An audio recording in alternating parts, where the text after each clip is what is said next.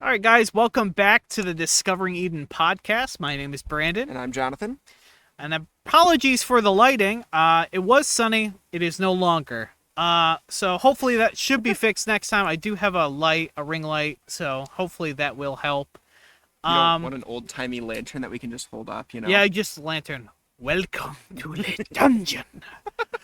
Uh, anyway, so we're gonna start off with prayer, and then we'll kind of dive into Xenoblade and see where we can go for there. Sounds good. All right, so I'll open this, and I guess I'll close. So, yeah, And I will listen. awesome. All right, dear God, I just thank you that we're able to use this platform to talk about games, something that we love, and especially for Xenoblade Chronicles. I know both of us love this series, and we will enjoy talking about it on YouTube. And I just thank you that we are able to do something like this and to, I guess, bring light into like some discussion of maybe some people never really had or experienced while playing the games. And hopefully some of the things that we're pointing out maybe it'll stick out to people who have played the game. And I just especially want to lift up those affected by Hurricane Helene right now. Um, there's been a lot of devastation, especially in the Carolinas, especially like Florida, right where the epicenter of it was, or the eye wall. Um, Words cannot describe some of the footage I've seen from the hurricane wreckage. It's still ongoing. It's like a week plus after.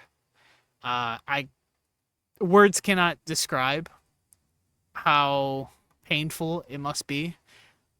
I'm only an outsider when it comes to this kind of stuff, but I pray that, our thoughts, our prayers, the support that they need, they can get. Whatever that may look like.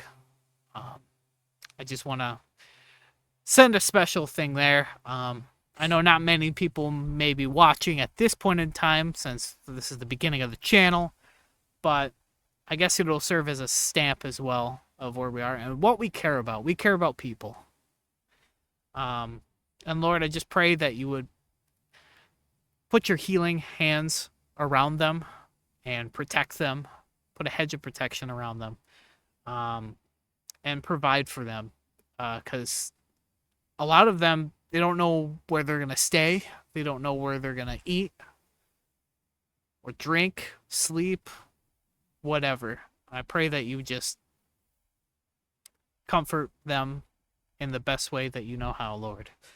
And I pray this all in the name of Jesus. Amen. So do we kind of want to start by just giving a little bit of background to maybe our experiences with Xenoblade? Yeah, we could do that.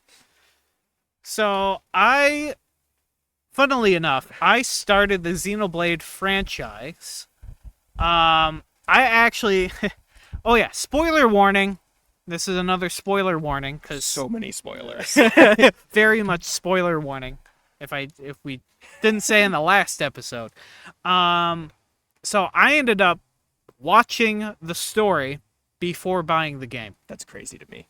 Absolutely I insane know to me. it's blasphemy a little bit. But I like games based on their story. Fair enough. I do, and I liked how the story was playing out, so I bought the game and played it.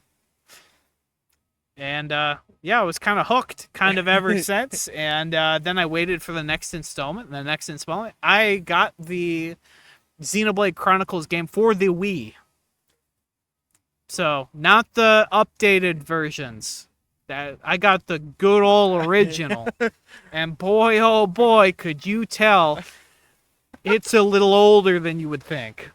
I think it was ahead of its time, though. Oh, no, 100%.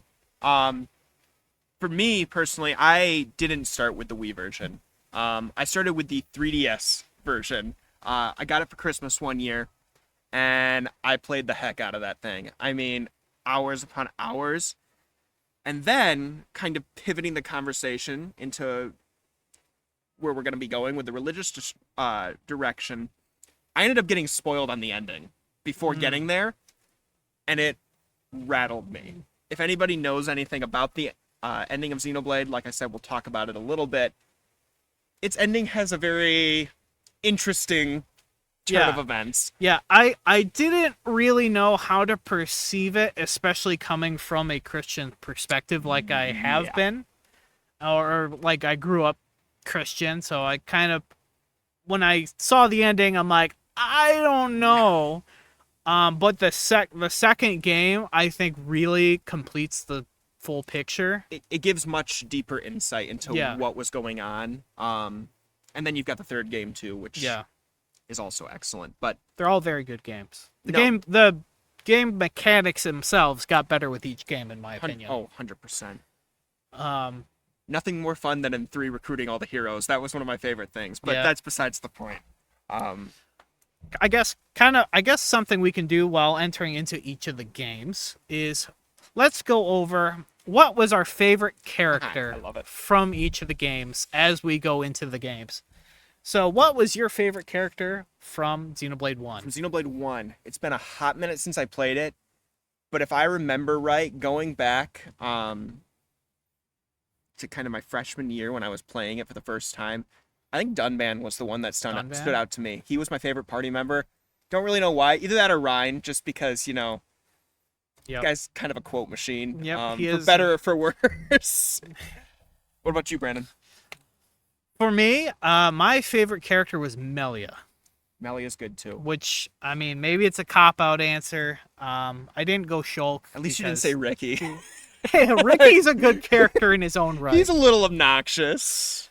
But yeah, Melia was definitely my favorite, especially the transition to prim and proper posh to kind of being more relaxed and kind of going with kind of the flow and a little more relatable. Yeah, becoming a little bit more relatable. There is the romantic side of things, but that's not really why I was drawn to Melia, though there is people in the fandom that definitely will ship Shulk and Melia. I mean, I wouldn't be opposed to it, but at the same time, it's not the story I wrote, but I really like Melia's character. So yeah. All right. Let's dive in then. All right, let's do it. So, Xenoblade, the original, or Xenoblade Chronicles 1, or however you want to address it. It's the original. It starts kind of with a creation. I mean, it does start with a creation story of the Bionis and Mechonis clashing together in battle. Which, honestly, what's up with like two factions going against each other to start like any game ever? Like, and especially when it goes off of the creation cycle. So, I mean, good versus evil, all that kind of stuff. A lot of that has a religious motif behind it. Well, and even, I don't know if you're going to go this way, because I know you're kind of tackling one a little bit. Oh. But, so maybe this is completely off topic. But hey, we go off topic. Who cares? But what I thought was interesting, especially now knowing the story and how it plays out, is how they tell it. And maybe it's a little cliche with, you root for the people of Bionis. You root for it's the organic life versus the mechanical life. Yep. And then the story kind of goes in an interesting direction. And then you kind of question everything. It starts to subvert your expectations a little bit. A very good storytelling point of view for the game and the developers. I wasn't caught off guard because I already knew the story, but I appreciated it for what it was. Yeah, for what it was, because I'm like, it would be a plot twist, except for the fact I already knew the twist in the plot, so it kind of defeated the purpose for me. You needed a spoiler warning. But at the same, I gave myself the spoiler, so I mean, I'm at my own fault there. But yeah, so I like, especially with how 1 and 2 kind of go around the story of Klaus. Or as they appear in the game, Zanza and the Architect for 1 and 2 respectively. Yeah. And honestly, that's like the main storyline that I think persists throughout the Xenoblade Trilogy. trilogy, particularly in the first and second. And then the third one's kind of It's there, but it's more of like a fan service. Hey, here's your party yeah. here's the from the first game and from the second. But I think also kind of closed it in a way that, It was very satisfying. It was satisfying. I wish there was a little bit more, but I could guess see that. I can't really complain all too much. Well, I mean, no, I'll just let you continue. I've got a million thoughts, but I don't want to derail. Yeah, so I kind of gave like a notable quote for like each of them, or at least I have. So from the first game, the notable quote from Klaus is, "We are about to bear witness to the birth of a universe. Once, only a god could perform such a miracle, but today mankind moves one step closer to the divine." And I think that quote just brings me into such an interesting theme, with Xenoblade 1 and 2 especially, but I think overall, and this, you could apply it to the whole trilogy. But that idea of mankind kind of chasing godhood, and how it inevitably will lead to suffering and ruin. Or, destruction in The world simpler, goes boom. si- The world goes simpler boom. terms. I'll keep it simple over here. They made it a lot more complicated in the game, like it split realities Yeah. and all that fun stuff. But at the end of the day, It was bad. it destroyed the world to become God, quote unquote.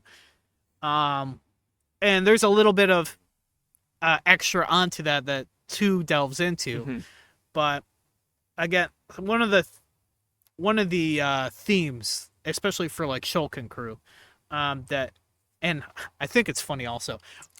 People really only know Shulk based on Super Smash Bros. I'm really feeling it. Wait, no, was that Shulk? Or is that Rex? Yeah, no, Rex is. that's I'll Shulk. show you a thing or three. Yeah. But yeah, so something that I said as like kind of like a theme is I called Xenoblade Chronicles like the selfishness of man choosing our own destiny. And especially looking back at the ending of 1, I think I see it a little bit differently than I did initially. Because you have Klaus's decision to pursue godhood, and you have Shulk's decision To reject it. Yeah. Which I didn't realize that at the time, but it makes a whole lot more sense to me now, Oh, especially looking at the future games, because you're like, basically he's like, we have no need for gods. That's the part that rattled me as a as kid. his quote, because that's the part I think that got both of us a little bit on edge. Yeah. But looking at it in perspective, I think it was mainly because he's just like, we don't need to be gods.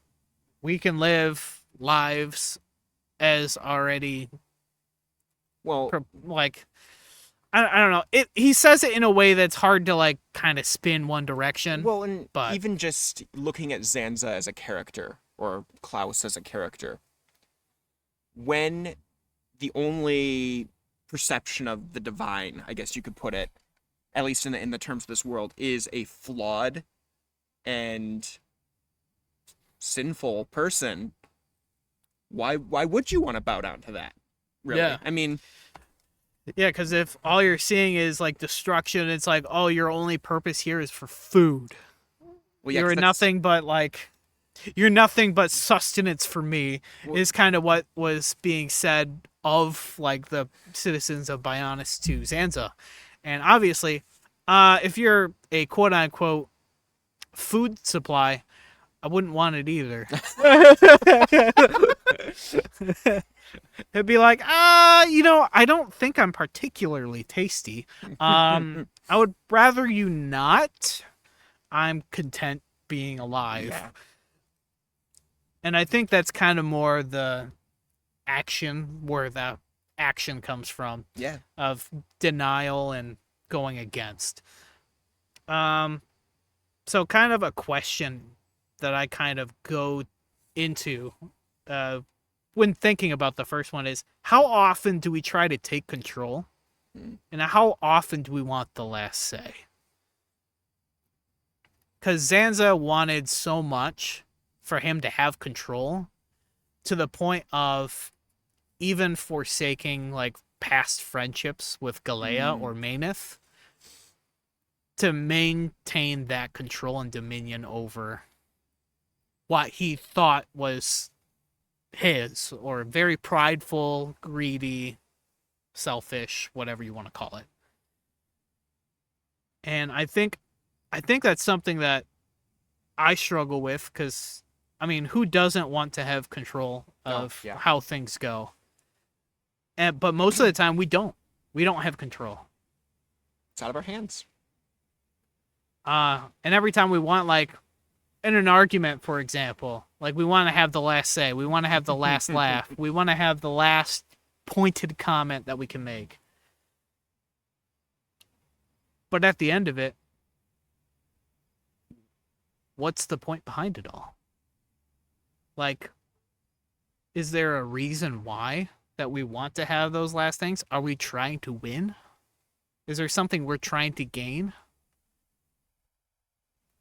Or are we really seeking that fellowship, community, and doing things together in a way that's more harmonious, and being able, like, I guess to take it from Shulk's perspective, is banding together to fight a common goal or common enemy in that way. Instead of trying to fight each other, they fight in unity, which I think is something. You have anything to add to that? Not to that in particular. And maybe I kind of want to save this thought for until we're done with 2. And then we can kind of look at it as a whole. But yeah, I mean, do you have anything else in regards to 1? Like, and I think this is going to be a theme for, well, pretty much all 3 of them, but the theme of, like, sacrificing. Oh, yeah. Or sacrifice for hope and reconciliation is a theme that persists between all 3 games. There's always somebody that gives up of themselves for another. So, like, for example, in the first one, Fiora was protecting Shulk in Colony 9. Scene gets me every single time I watch it. Yep, that's a jarring scene for those who know what we're talking about. Is it a little brash of Fiora to do it? A little bit. But she did it with good intention. Another sacrifice that I think goes a little bit unnoticed is Dunban's. Dunban, especially surrendering the Monado, is something I don't think a lot of people, because he's like, I want to be able to help, but I can't. Yeah. So being able to sacrifice, give it up for somebody else to take charge of it is something that huge. Very much, I think, goes unnoticed. Oh, no, for sure. But was something that I caught on to. Or even Melia to some degree. Sacrificing, like, her status, I guess you could call it. And especially with the whole family drama, everything that was going on of half-breed, full-breed kind of stuff with all of that. Yeah. And being able to kind of give up that, I mean, she wasn't giving up the position of power, but she's like, Callian, why? I guess Callian's a good example of sacrifice as well. Especially like when Callian basically saved Melia and crew from being attacked by the Telethia. So there's a lot of good examples of people that did sacrifice. I mean, I guess what's it? Egil. Egil also was a sacrifice as well, fighting on behalf of Maineth. Especially after the whole plot twist thing happened of we want to be friends, and then Shulk was shot in the back. Spoiler warning. Um, and yeah, it's just, and then it kind of leaves you thinking like, what the heck just happened? Like, main character is not supposed to die, right? And then obviously they do video game logic and bring him back, but it was just, sacrifice is huge, and even Shulk sacrificing the opportunity to be God is a huge one, because he realized like, nah. Well, Especially if my only idea of what a god is the representation of Zanza or Klaus, which was aggressive and very destructive, then yeah, no, I don't want anything to deal with that. And I think that's part of why he says what he says at the end. yeah. Well, and even just considering that as a thought, and ignoring at this moment what we learn in 2 and 3, just looking at Zanza as a character and looking at how I perceived it when I was first playing it as, oh, that's a very anti-religious sentiment. Looking back now, after being much more informed,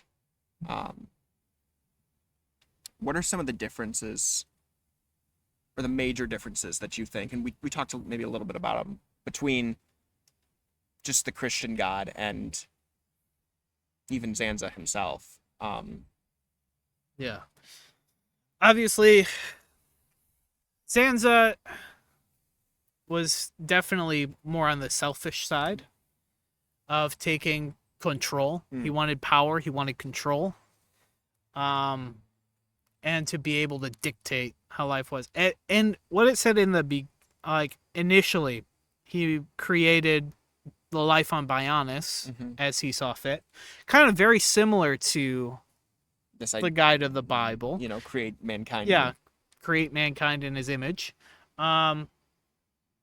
So he kind of started with that. Yeah.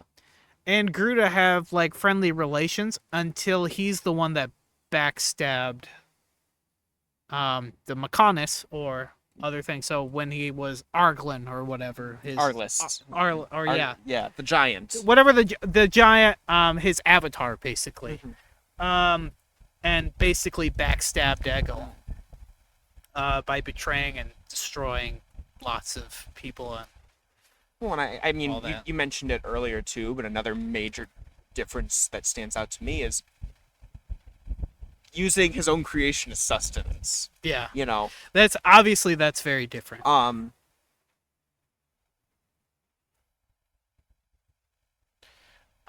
had another one, or I had another thought, and then my brain just kind of hit a wall. One thing that I wanted to touch up on is the idea and the difference between free will and predestination. So I know this is a big topic in religious circles, but I think is perfectly differentiated here. Like in Zanza's case, everybody's predestined to be food, predestined to be sustenance for him. That is not the case with the God of the Bible, right? Where we are given free will to act and do according to, I guess, our own wills, but he would like to have a relationship with us. Like, at the beginning stages, Zanza also wanted to have those relationships until he craved the power. Right. And that kind of that selfishness of that is intrinsic to human nature starts to break through a little bit. Yeah. And then I just wanted to go through a quote that it really impacted me when I read it, especially given the scene that it's in. This is also another sacrificial scene. Wow. It's Saurian Antiqua, so Melia's father, says to Melia on Prison Island, but remember this also. It is not because you are the hope of the Hyentia that I love you. It is because I love you that I wish for you to become that hope. It's again a selflessness instead of a selfishness that I think highlights that I think one of the themes of the original Xenoblade. And I've always liked that quote. It kind of, especially Melia's reaction to all of it, I think really grew for me to like Melia as a character. And I mean, who couldn't like Melia? She has some great lines. um, I could say one of their quotes between like Charla, Rhine, and Melia, like basically Rhine's being an idiot in the head. He's like, brawn is better, like brawns are better than brains, and then Melia's like, shoot it. It's just funny. But anyway, so yeah.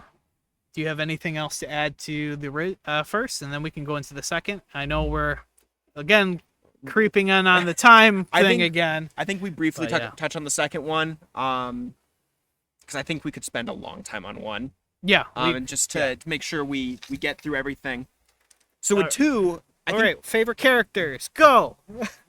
Favorite character in 2. It might be a little hard. There's quite a few.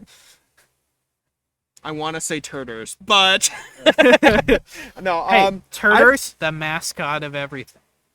It might. I don't know. I feel like it might be an unpopular opinion, but 2 is my personal favorite of the trilogy, and I've got a soft spot for Rex. I think he's a great protagonist. He's a little obnoxious, but he's also a kid. And who's way in over his head. Let's be real. So I've got a soft spot for Rex. I think they wrote his character as well as they could have. Especially for being a kid. For being a kid. He's not, how old is Shulk in the first game? 18? 19? Something like that? To be honest, I don't even remember. I'm not even sure if it was mentioned, but you can at least picture him as more of a young adult. Rex, we know, is a young kid. He seems 8. Let's be honest. But I've got a soft spot for Rex. What about you, Brandon? For me, I know I like a lot of different characters, but the character, especially looking at the DLC, Jin. Jin is very fun Jin character. is one of my favorite characters in that game, especially when you look at Torna the Golden Country.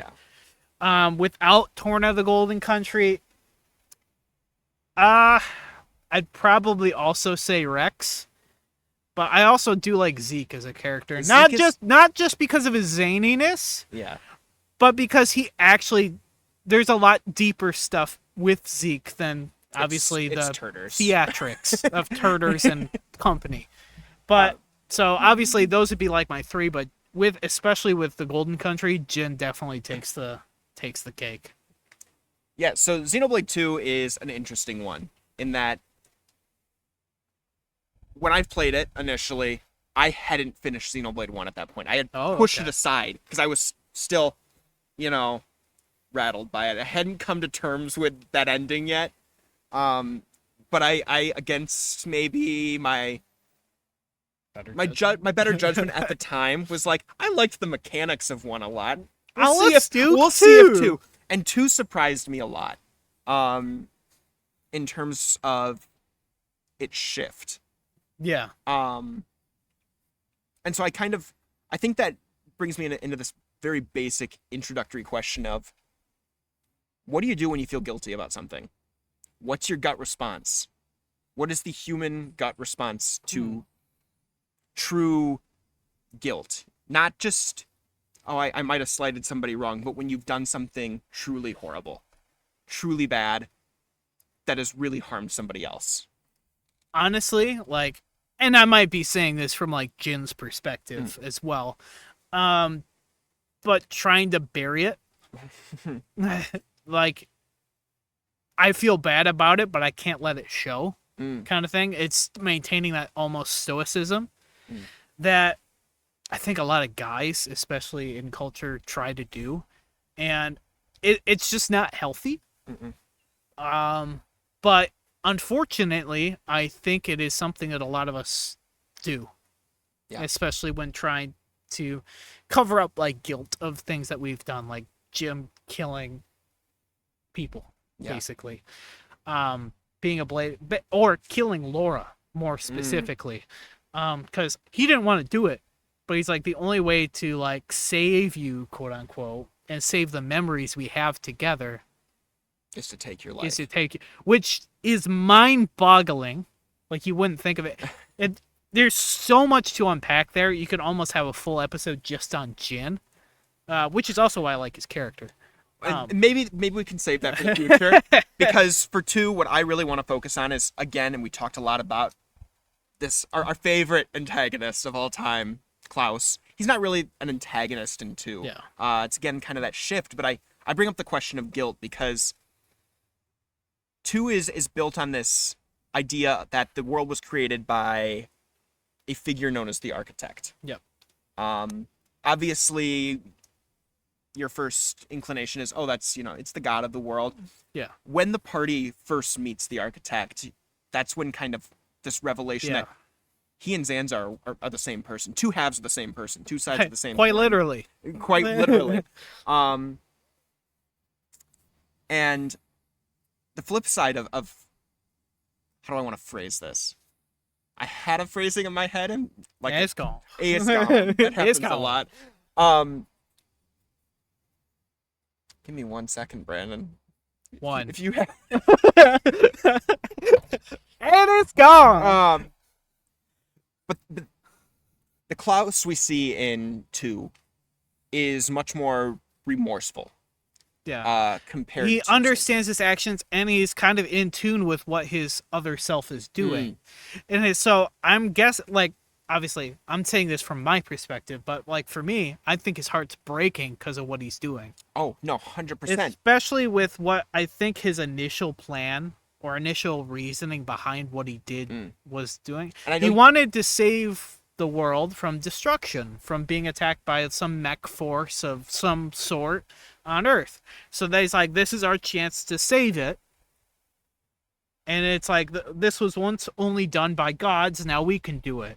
Right. And in hopes of saving, and then his split personality is the 2 halves of the good and evil sides of it. And obviously, he's not a perfect representation, and I think it shows like the fatal flaw that humanity has in trying to play God. No, 100%. And I know we talked about this a little bit in the preparation for this episode, but Klaus, and I guess maybe a better way to put it, because it's always Klaus, but the architect versus Zanza is that perfect representation of, this is what I'm sorry, I'm out of the shot. Look at me go. I told you I was gonna move around a lot. Yeah, see, I knew I needed to I'll bring the light next time. But it is this perfect representation of why we shouldn't play God. Yeah. Why shouldn't we? Because either you go into this full-on power-hungry, bloodlust, or you realize the complete gravity of your mistake. Yeah. And you enter into this deep remorse, which is what the architect was feeling at that time. Yeah, and I think it's an interesting thing to also look at like Moritha and Elysia. You want to give a little bit of insight and picture behind what those are for people who don't know. So for people who don't know, Moritha is the previous Earth. So the land of Alrest rests on what was once Earth from the destruction of it. Because it destroyed it. Yeah. And it's one of the coolest moments in the game, too. It is. It ties everything together from 1 and 2. And Elysium is like the proposed, this is where everybody's going to gather. Everybody's going to be remade, same. Paradise. Yeah, paradise. It's things where everything comes together in perfection. But then when you arrive at Elysium, it is not how you once saw it or perceived it. That's another one of my favorite moments in the game. Absolutely shocking. Because everything's dusty. Nothing's alive. There's like remnants of the past. And if I'm remembering it correctly, and again, it's been a hot minute since I played the game, but isn't one of the most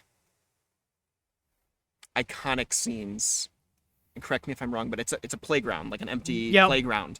And it's a very haunting image. Yeah, it is haunting. It's like apocalyptic. Which is really especially interesting when you look at kind of the tone that Xenoblade 2 has, which is a lot It's serious, It's but serious, it's very but it's very goofy and goofy, especially with colorful. the anime tropes and everything like that.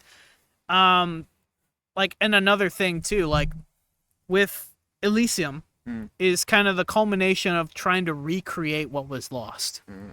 So so the Cloud Sea, what was it there for? It was to recreate everything that was destroyed, and it just didn't work. That's an understatement. So it's kind of humbling, at least to the architect in that way, because he was trying to bring people together, and then there was some people still left over from the original that turned into abominations. Yeah. And it really gives a haunting kind of things of like what the results of your actions mean and what they can be, and the impact that it has on others. It's just crazy. Yeah. It definitely made 2 real deep real quick, No, for sure. especially given you're going underwater deep. Woohoo! Obviously, there's the thing between Amalthus and Malos, especially kind of giving personification to evil within the heart, especially with the pain that Amalthus felt, and kind of the revenge plot that he had. And Malos just being I forgot about that. And basically Malos being the personification of it, because the Aegises, well, they were just set as like computer models. Yeah. Or computer. Well, I guess that's Ontos, which is anyway. That's a whole different thing. Different thing. But yeah. So they didn't really have a personality. They take a blade, which is what they were. Yeah. They take the personality of those who, I guess, brought them into being. Yeah. Quote unquote. Summon them. Whatever Summon you wanna them. call Yeah. them. So with Adam again. Really interesting they used Adam as the name for Mithra. Again, that's another thing we can get into at some future point in time. And then you have Malos, and obviously Malos means chaos, destruction, whatever you want to call it. Adam being kind of like Adam and Eve, like the first. But he also didn't want to destroy things. He was there to protect against Malos. Yeah. So I don't want to say like kind of like the second Adam, because he's not. Yeah. But I thought it was an interesting nod to something that may or may not be missed. Yeah. And I didn't want to like pass saying stuff like that, because I think it's really important. And then a quote that stuck out for me from Rex. Especially going around like death and everything, because I mean death, that's in every single one of the games. It's a big part of it. It's a bit, especially in the third. It's definitely a big part. But his quote is, "That's right. When a person dies, that's it for them. But their thoughts and memories will always be passed on to someone else." Again, tying into Jin. That's kind of where I'm thinking of it, which is why it stood out to me at least. Isn't that the same with you, Blades? And then he's speaking to Jin at this point. I think he's speaking to Jin. It's been a while. I haven't played it in a bit, but your past selves. We're trying our best. Yeah, your past selves get passed down to someone else to become your new selves. Isn't that what you always lived? We're no different. Because it's the cyclical nature of human. Like humans follow a cyclical nature of constantly doing the same stupid stuff, to be honest. Because we're flawed. We keep going down choose the left path or the right path, and then we keep choosing. We go straight anyways. We go straight or keep going in circles. One of the two. Right off the edge. But yeah, so that's part of it, and man, I think we go through way too much of this. There's caught up. I think for the essence of time, we jump into 3. Yeah. Because there's a lot to unpack there. Again, we're gonna go really quick with our favorite characters, so I'm not gonna really go into it. But favorite character, go.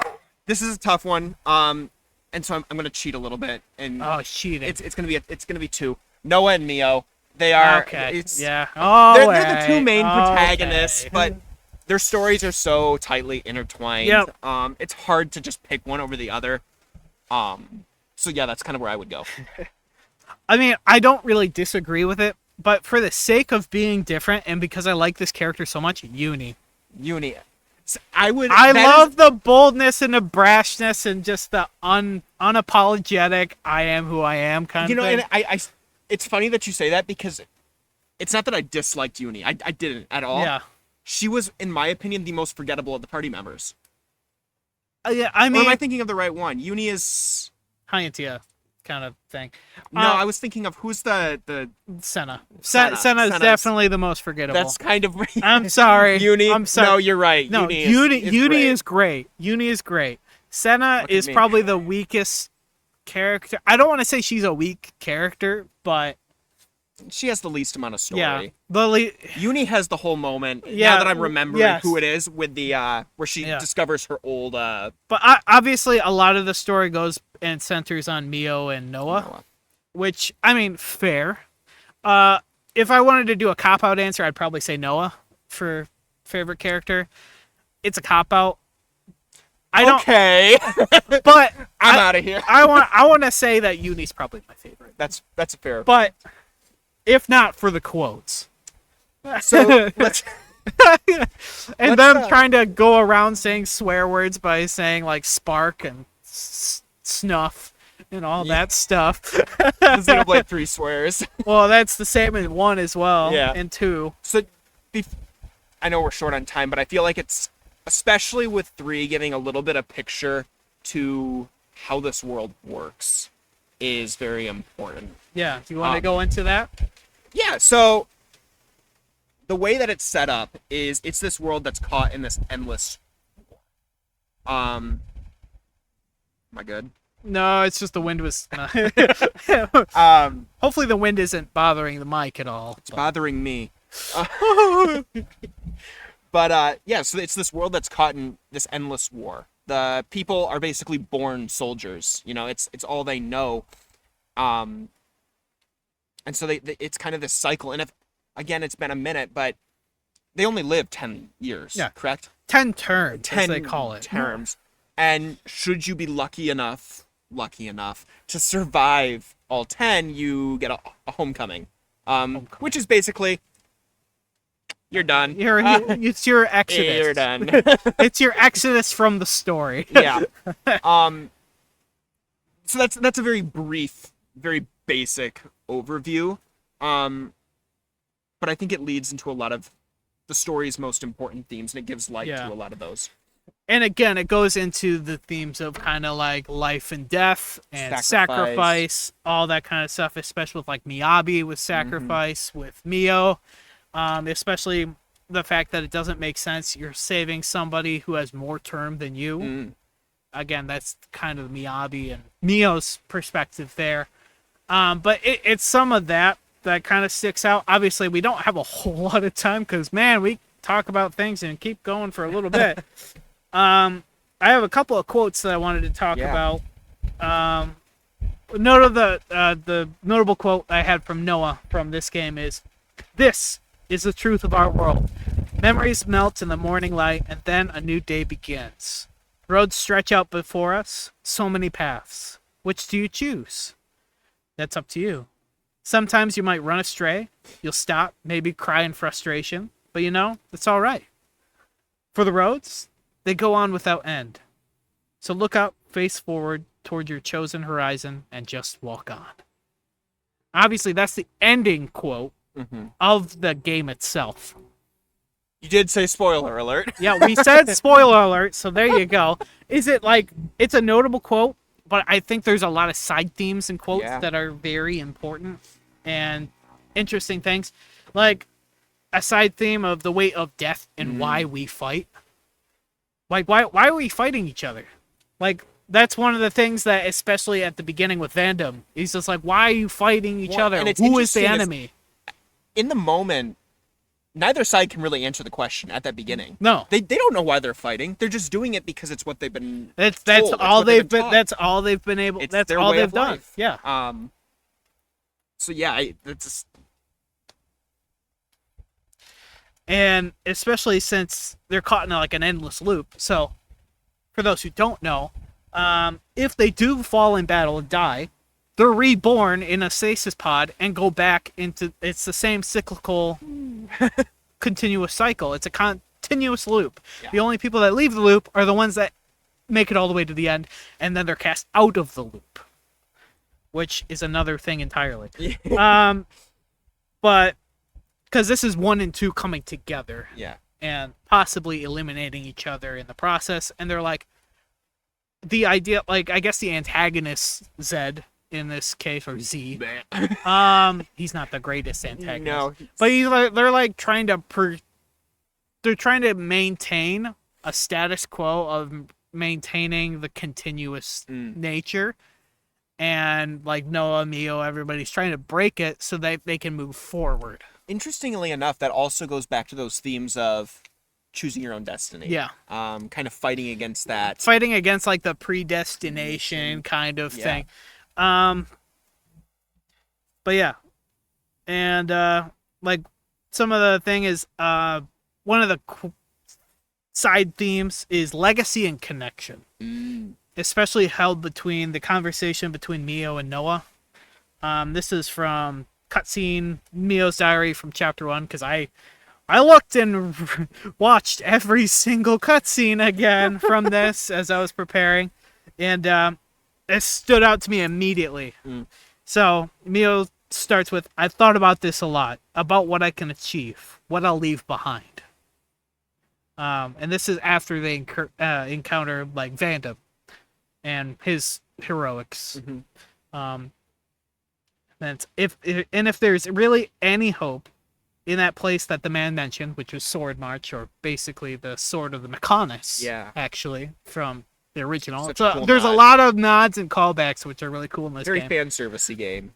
It is. And then Noah goes, "Is that what you'd want for a legacy? That hope?"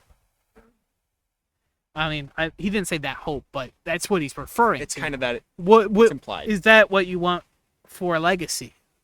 The hope that that man mentioned. And then Noah goes, "Those who can leave their legacy, are they content in the end?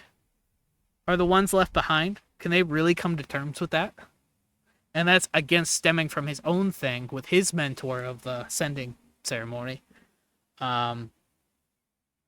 Mio's like, "That's food for thought, huh?" And then they kind of end the conversation there.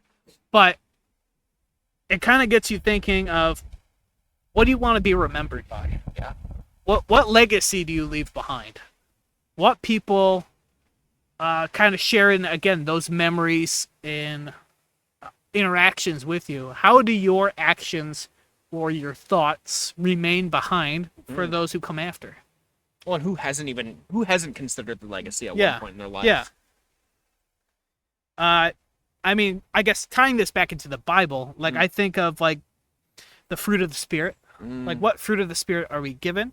Are we showing that love? Are we showing that things? Or are we showing like the rotten fruit and things that... So what fruit are we given? The good fruit or the bad fruit? Like, that's Galatians 5:22-25. And then running the race, like at the end of the race, at the end of life. What are we running it for? For one. And for the other, who do we give it to? So, like, say you win the race, or quote unquote win the race. Where do your winnings go? Do they go to you, or do they go for others? And I mean, that's a deeper conversation, and we can get into that at some point in the future. But it's just some of the things that I think is kind of stemming from this conversation. And then another good series of quotes is kind of why we fight, why is there death, kind of thing. Why do it? Why bother? Between like Lance, Tyon, and Noah. This is from Supervillain Pond from chapter 4. Interesting title, I know. Gotta love the No Pond. But it's the world doesn't just vanish because you closed your eyes. The moon, think about it. Why is it that the moon shines? Is it because we're watching it? Of course not. Even if humans were gone, it would shine on, illuminating the land beneath. And yet, we're the ones that give meaning to it. We say, "Bit dim tonight," or "Looks brighter than usual, eh?" Similarly, we can now imbue the world with meaning or change it.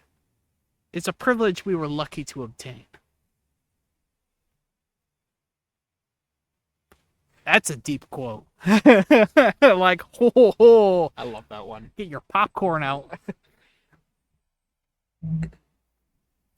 And honestly, because it makes you think of how we define things, whether it's wind, kind of like we're experiencing now. We feel it. Like, you can't see it, quote unquote, But it's still there. but it's there.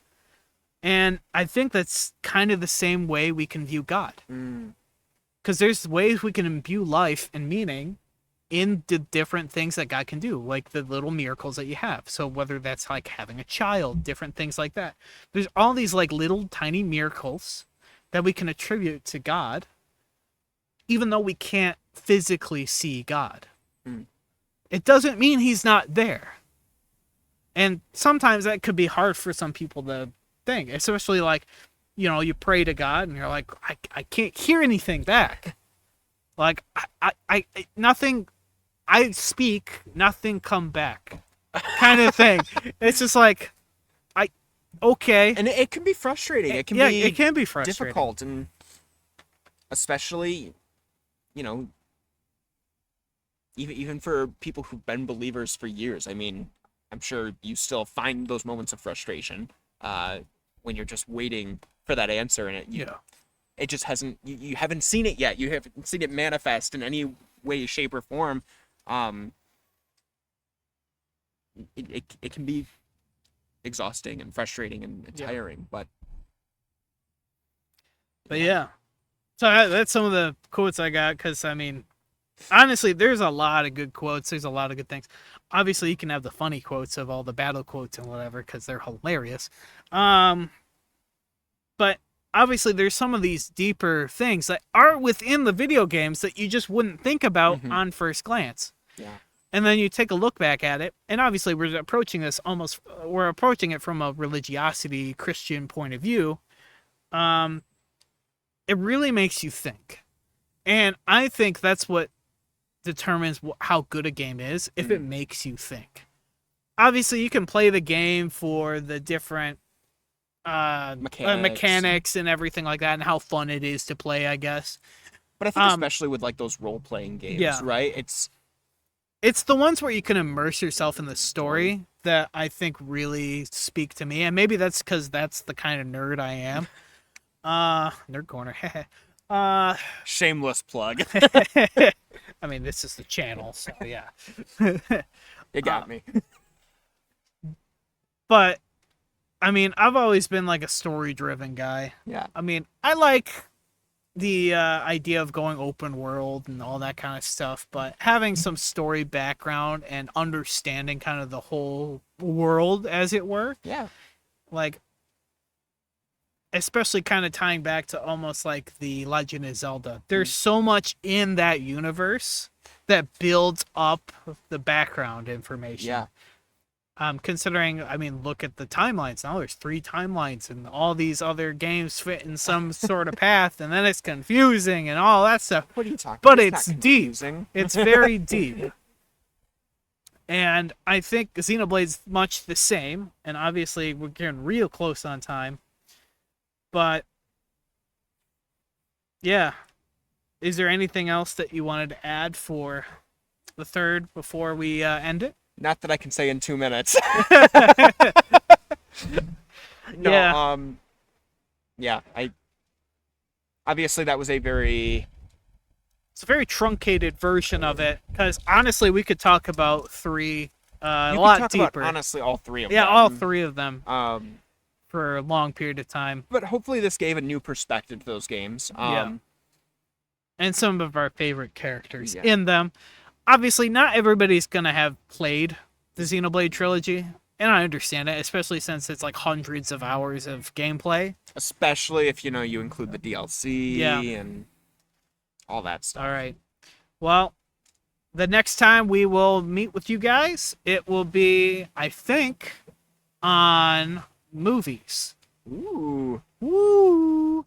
And hopefully I'll have a series bumper that, plays in the back, like, before, like after we pray or whatever. That Yeah. hopefully it'll liven up the video a little bit, or at least that's my intention. I'm not lively enough. Oh no! All right, all right. We'll catch you guys later and see you guys next time. Adios. A peace.